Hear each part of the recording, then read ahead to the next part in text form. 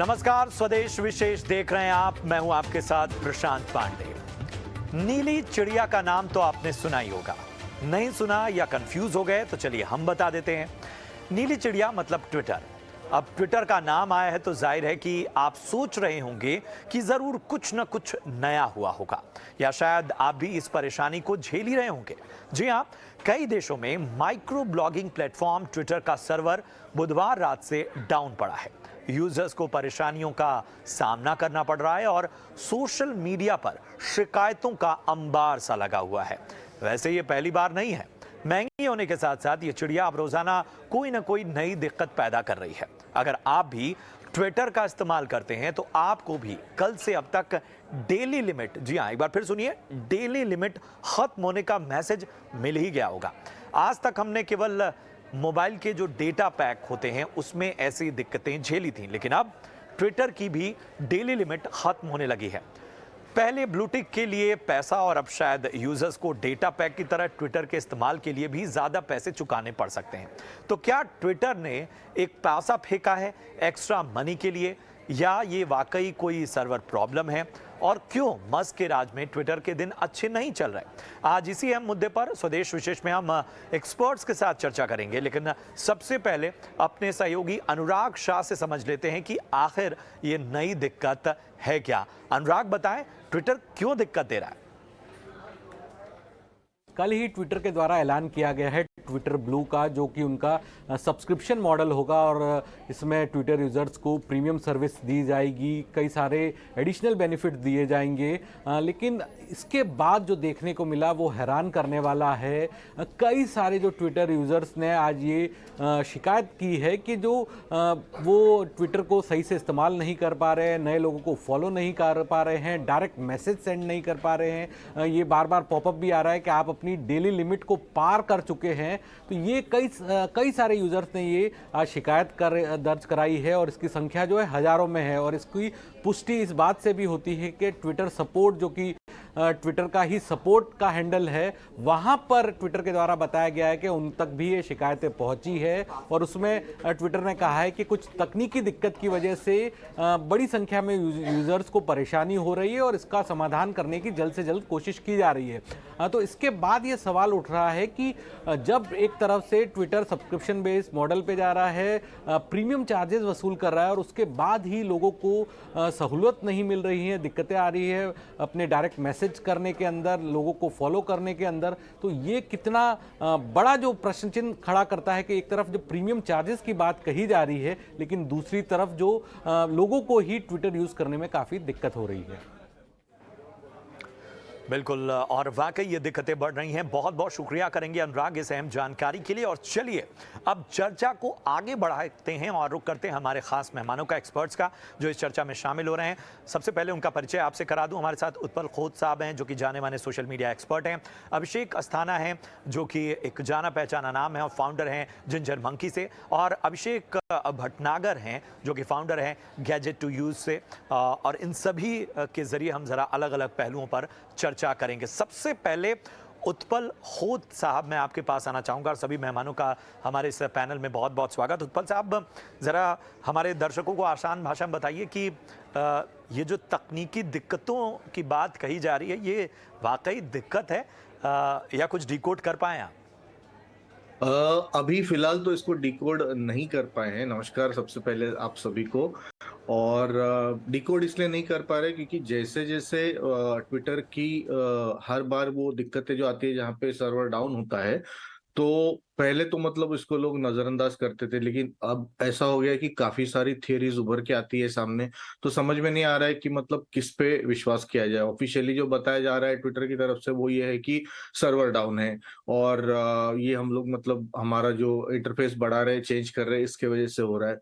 एक थियरी ये चल रही है कि जो मतलब ग्रिलिंग चल रही थी पिछले मतलब कल परसों में, जो उनके उनके 4 एग्जीक्यूटिव्स की जो मतलब बहुत बड़ा इशू चल रहा था उसके ऊपर, तो उसके वजह से मतलब ट्विटर ने जानबूझ के इसको किया। एक थियरी ये चल रही है कि नहीं, वो टर्की का जो चल रहा था इशू, उसमें काफी सारे नेगेटिव सेंटिमेंट्स चल रहे थे, तो उस वजह से कुछ टाइम के लिए डाउन किया। कुछ लोगों ने कहा कि जो ब्लू टिक वाले जो यूजर्स है उनका अभी मतलब जो कैरेक्टर लिमिट है वो बढ़ा के 4000 किया है, तो वो झेल नहीं पाया प्लेटफॉर्म, उस वजह से हुआ। तो थियरीज तो काफी चल रही है, हम समझ नहीं पा रहे कि किस वजह से एग्जैक्टली इसको मतलब ये डाउन हुआ होगा।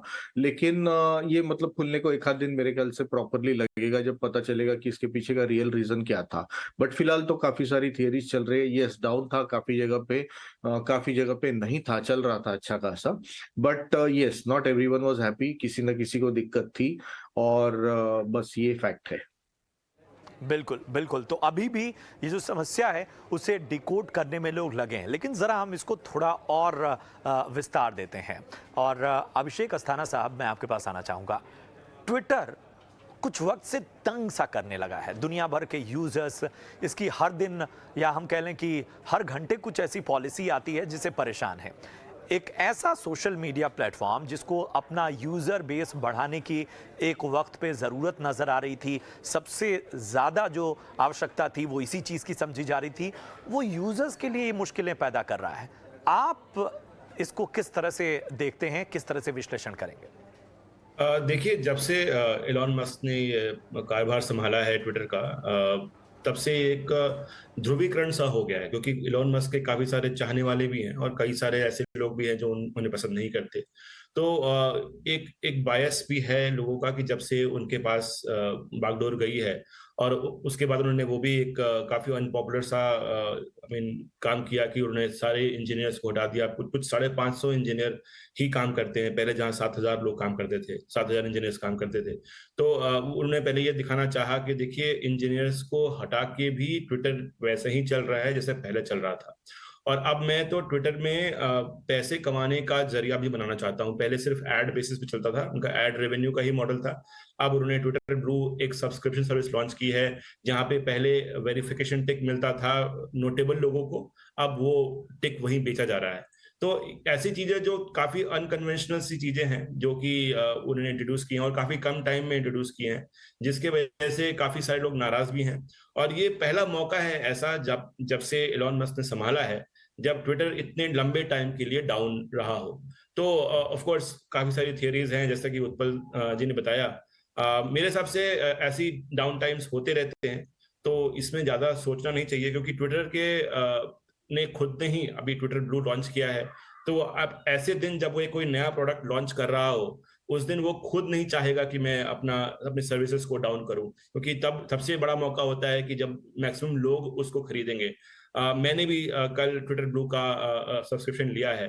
तो ऑफ कोर्स ऐसे टाइम पे जब आप कुछ सामान बेच रहे हो, तो उस समय ओवरऑल प्रोडक्ट के एक्सपीरियंस को आप कम नहीं करोगे और खराब नहीं करोगे। तो मेरा ये मानना है कि ये चलता रहेगा। ट्विटर एक सर्विस ऐसी है जो कि बहुत जरूरी हो गई है। सारे हर एक देश के जो हेड ऑफ स्टेट्स हैं वो ट्विटर पे हैं आजकल। वो ट्विटर को एज ए पीआर यूज करते हैं, कुछ अनाउंसमेंट करनी हो उसके यूज करते हैं। ट्विटर से स्टॉक मार्केट जुड़ा हुआ है इस टाइम पे। तो काफी अभी ट्विटर एक ऐसी सर्विस जो ऐसी है जो कि पब्लिक यूटिलिटी बन गई है। तो ऐसे मौकों पे काफी रिस्पॉन्सिबिलिटी है एलॉन मस्क और लोगों पे कि इस सर्विस को बनाए रखें और रिस्पॉन्सिबल ढंग से चलाएं। बिल्कुल जिम्मेदारी है, लेकिन आपने जैसा कहा, चूंकि आप एक जागरूक यूजर हैं और आप बहुत सी चीज़ों के तकनीकी पहलू को भी जानते हैं, लेकिन एक आम यूजर अगर उसने ट्विटर ब्लू का सब्सक्रिप्शन खरीदा आपके जैसा आपने खरीदा, तो वो तो बेहतर सर्विस की उम्मीद करेगा। अभिषेक भटनागर साहब, मैं इसी सवाल के साथ आपके पास आना चाहूँगा। मैंने ट्विटर ब्लू का सब्सक्रिप्शन एक दिन पहले खरीदा और आज मैं ट्विटर को डाउन देखता हूं। आज मैं ट्विटर के ज़रिए ये मैसेज देखता हूं कि साहब आपकी जो डेली लिमिट है वो ख़त्म हो गई है, ये पॉपअप देखता हूं।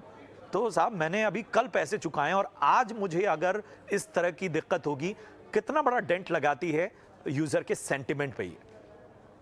जी डेफिनेटली, जो आपने कहा है यहाँ पे ये बहुत ही जायज़ बात है कि भाई एक कंज्यूमर एक तो वेरीफाइड टिक के पैसे दे रहा है, साथ साथ उन फीचर्स का आप उनसे वादा कर रहे हैं कि भाई आपको हम लॉन्गर ट्वीट्स देंगे, आप ट्वीट्स को एडिट कर पाएंगे, लंबे वीडियोस जो हैं क्रिएटर्स के हिसाब से आप अपलोड कर पाएंगे, और फिर उसके बाद एकदम से ये देखने में आता है कि भाई पूरा प्लेटफॉर्म जो है कहीं ना कहीं ठीक से काम नहीं कर रहा है। अब यहाँ पे एक बात तो सीधी सीधी दिखती है कि भाई एक समय पे अगर 7,000 लोग ट्विटर पे काम करते थे, वो कुछ तो करते होंगे, तभी तो ट्विटर फिर स्मूथली चलता रहता था। और आज के समय में इतने कम लोग ट्विटर पे हैं जिनमें फायरिंग जो है एलॉन मस्क जी ने की है, तो उसकी वजह से भी शायद मुझे लगता है कि कहीं ना कहीं जब प्लेटफॉर्म पे ज्यादा लोड आता है तो ऐसे में एक बड़ी टीम को ही उसको मैनेज करना पड़ता है, क्योंकि ट्विटर आज के समय में किसी एक देश में नहीं चलता है, ग्लोबल तरीके से चलता है। और ग्लोबल तरीके से अलग अलग लोग बहुत सारी बातें करते हैं, पॉलिटिक्स रिलेटेड है, टेक्स रिलेटेड है, एंटरटेनमेंट से रिलेटेड है, स्टॉक मार्केट से रिलेटेड है। तो कहीं ना कहीं एक ऐसा प्लेटफॉर्म जो कि पूरे वर्ल्ड के लिए एक ऐसा चीज है जिसका कोई रिप्लेसमेंट नहीं है,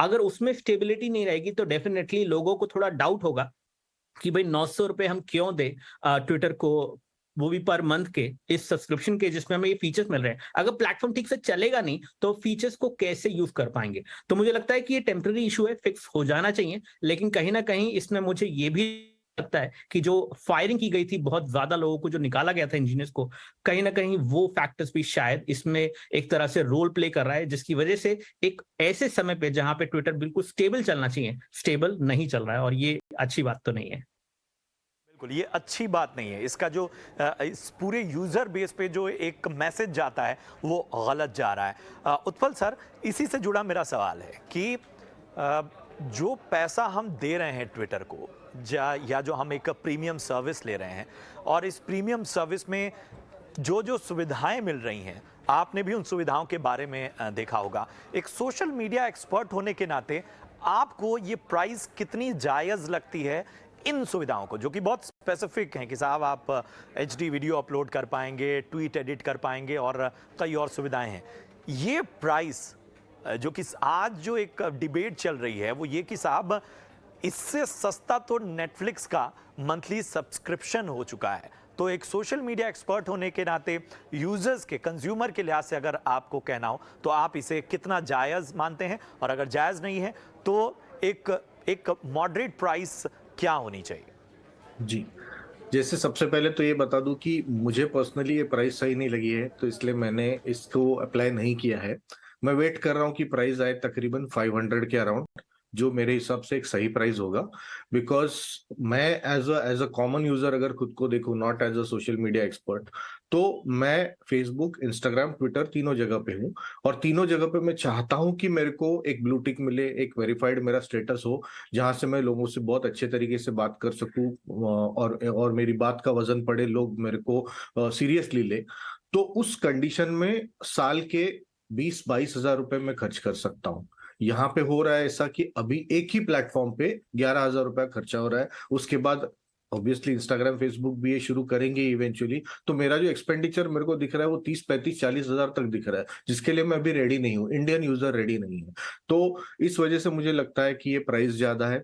सेकेंडली, जो फीचर्स दिए हुए हैं और जो यूजर्स अक्रॉस द ग्लोब है, सबसे पहले तो उसके अंदर कोई कॉमन प्राइस रखी नहीं है, कहीं पे $11 रखी हुई है, कहीं पे 900 रुपए रखी हुई है। तो ये थोड़ा सा अनफेयर हो जाता है, बिकॉज उसको पता है कि इंडिया में यूजर्स ज्यादा है, वो लोग लेंगे, इस वजह से उन्होंने उसको प्राइस ज्यादा रख के मैक्सिमम प्रॉफिट निकालने की कोशिश करी है।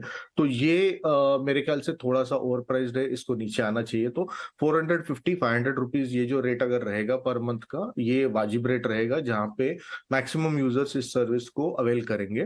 तब तक मुझे लगता है कि एक लिमिटेड लोग इसको लेंगे, या काफी लोग मेरी तरह होंगे जो वेट करेंगे प्राइस को नीचे आने का।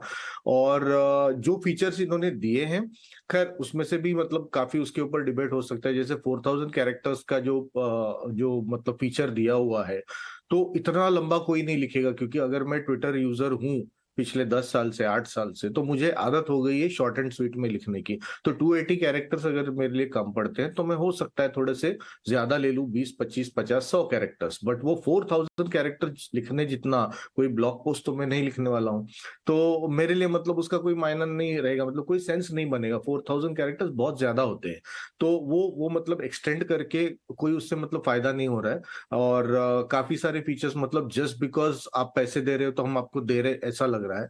तो उस वजह से 900 का जो ऑफर है वो मेरे लिए मतलब बहुत ज्यादा है, मैं नहीं लूंगा। I will wait for the price to come down. एक 500 रुपए, 450, 500 की रेंज में जब रहेगा, तभी मेरे ख्याल से मैं इसको अप्लाई करूंगा। बिल्कुल, बिल्कुल, बिल्कुल सही बात आपने कही कि वाक़ई जो है एक तरह से प्राइसिंग बहुत बड़ा फैक्टर होता है।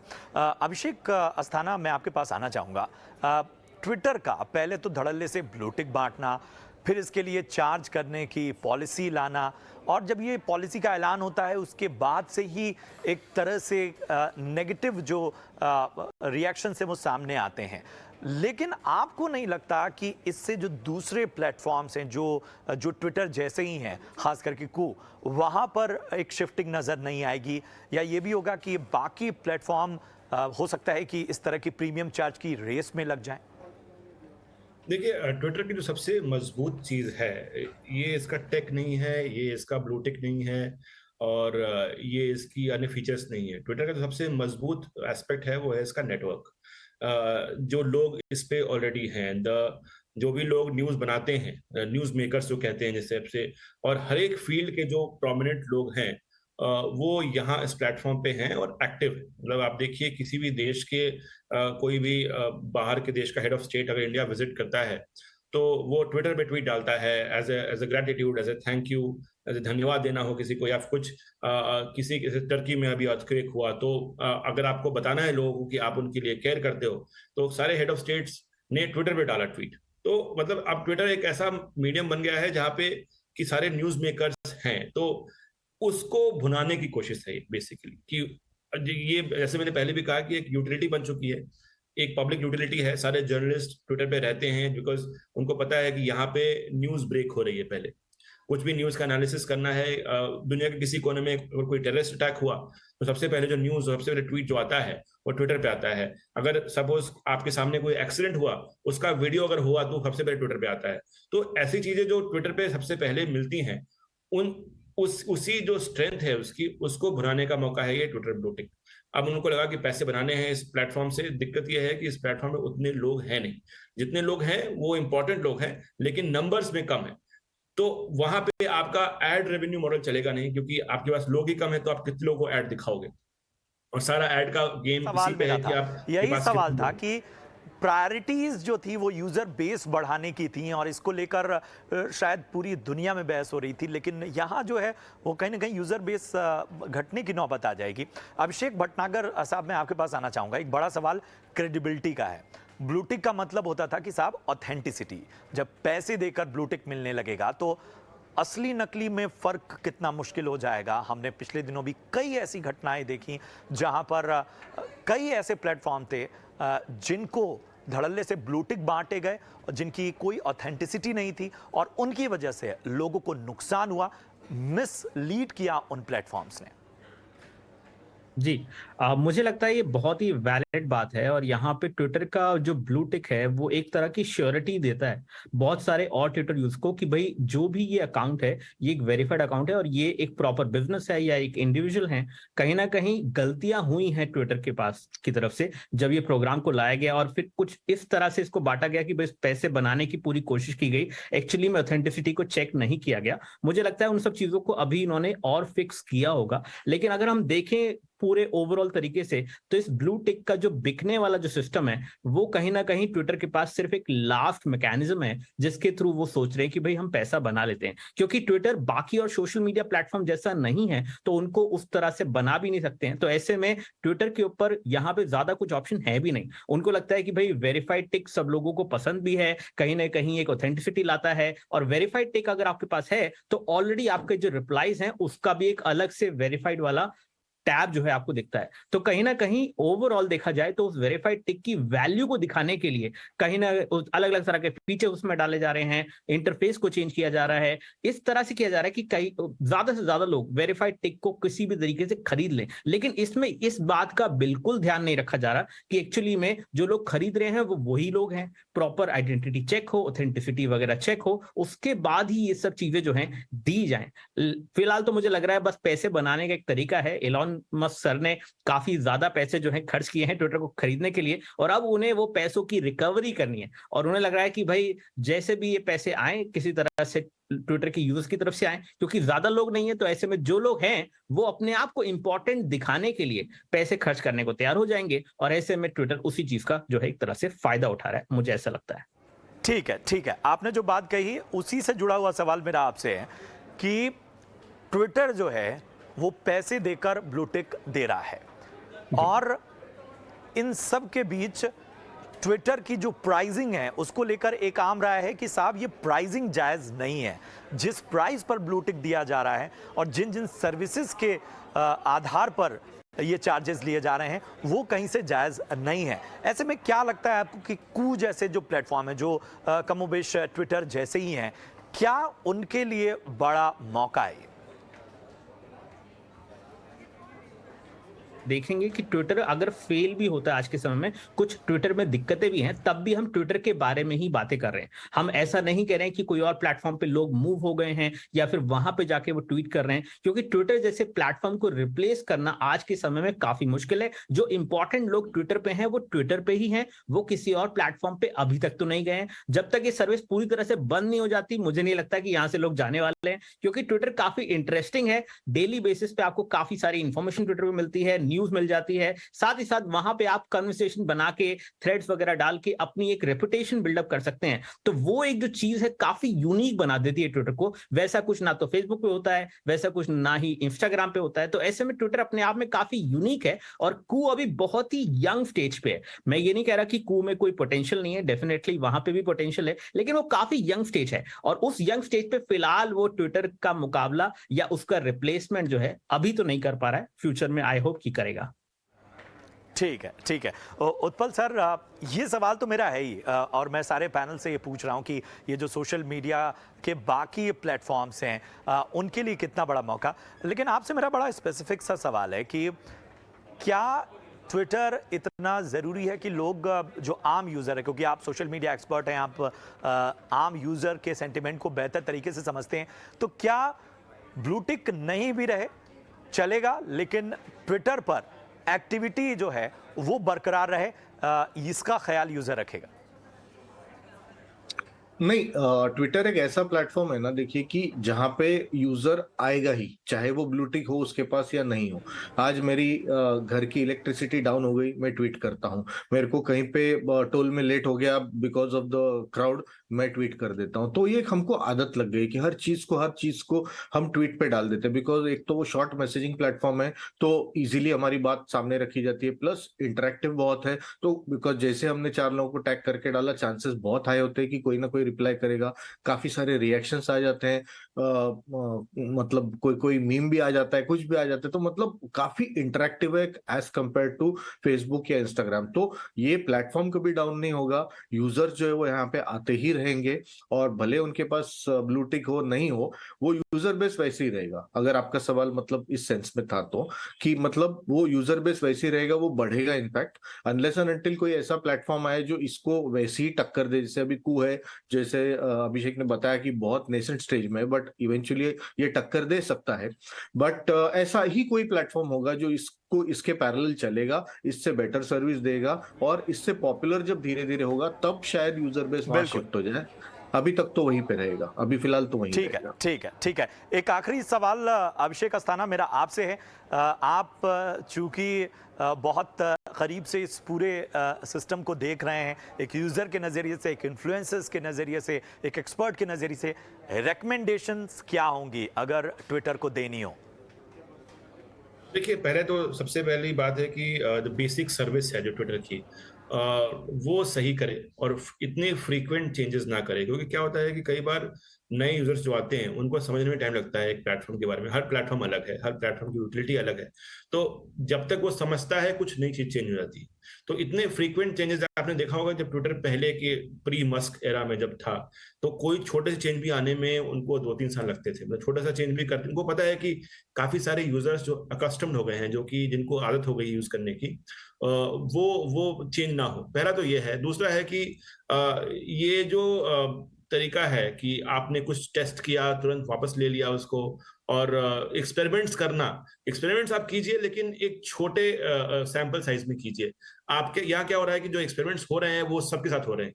आपने देखा था जब वो ब्लू टिक बट रहे थे, उस टाइम में जब लोग नाम चेंज कर रहे थे अपना, उनको भी ब्लू टिक मिल रहे थे, उस समय कितना ज्यादा केओस हुआ था। तो वो बिकॉज वो रिलीज हो गया था सबके लिए। तो उन्होंने तुरंत वापस लिया उसको। तो उस केस में क्या हो रहा है कि जो विश्वसनीयता है प्लेटफॉर्म की वो थोड़ी थोड़ी कम होती है। लोगों को लगता है कि ये शायद से एक फ्रिवलेस प्लेटफॉर्म है, ये ऐसा प्लेटफॉर्म है जहाँ पे शायद मेरी सिक्योरिटी पूरी नहीं है। तो वो एक रीजन है कि ज्यादा बढ़ने में, यूजर ग्रोथ में कमी हो। तो और एक और चीज है, जब से ये प्राइवेटाइज हुआ है तो पब्लिक मार्केट्स में जब आप रहते हो तो आपको दिखाना पड़ता है अपना ग्रोथ एवरी क्वार्टर। यहाँ वो वैसा कंपल्शन है नहीं। बिल्कुल। तो अब ट्विटर में क्या है कि जब प्राइवेटाइज है तो उनको अपना ही प्रॉफिट कमाना है, तो कोई उनको मार्केट के हिसाब से चीजें नहीं करने की जरूरत है। तो अच्छा मौका है, आपने प्राइवेटाइज किया है, आपने बोला था कि आप इसको एक पब्लिक स्क्वायर बना दोगे, आप एक फेयर प्लेस बना दोगे इसको, तो ठीक मे है। Be work towards that. या बिल्कुल बिल्कुल, बहुत बहुत शुक्रिया करेंगे अभिषेक अस्थाना, बहुत बहुत शुक्रिया अभिषेक भटनागर, और इसके साथ ही उत्पल सर आपका भी बहुत बहुत धन्यवाद इस चर्चा में शामिल होने के लिए। और इस चर्चा से जो बात साफ तौर पर निकल गई कि साहब पहले प्राइसिंग बेहतर कीजिए, सर्विस अच्छी दीजिए, इसके साथ ही ये जो हर घंटे हर दिन पॉलिसी आप बदल रहे हैं इसे जो है इसकी इंटेंसिटी कम कीजिए और थोड़ी क्लियर पिक्चर रखिए। यूज़र जो है उसका सेंटिमेंट बहुत आवश्यक है और यूज़र बेस बढ़ाना है तो इस तरह के कदम कहीं ना कहीं उसको डेंट पहुंचाएंगे। हालांकि जो ट्विटर है वो लोगों की ज़िंदगी में शामिल है तो इतना आसान नहीं है कि कहीं और शिफ्ट करना, लेकिन ब्लू टिक के बदले पैसे लोग देंगे ये बड़ा सवाल है। इसी के साथ आज की इस खास चर्चा में इतना ही। उम्मीद है आपको ये चर्चा पसंद आई है। फिलहाल पूरी टीम को दीजिए इजाजत, आप देखते रहिए ET Now स्वदेश। नमस्कार।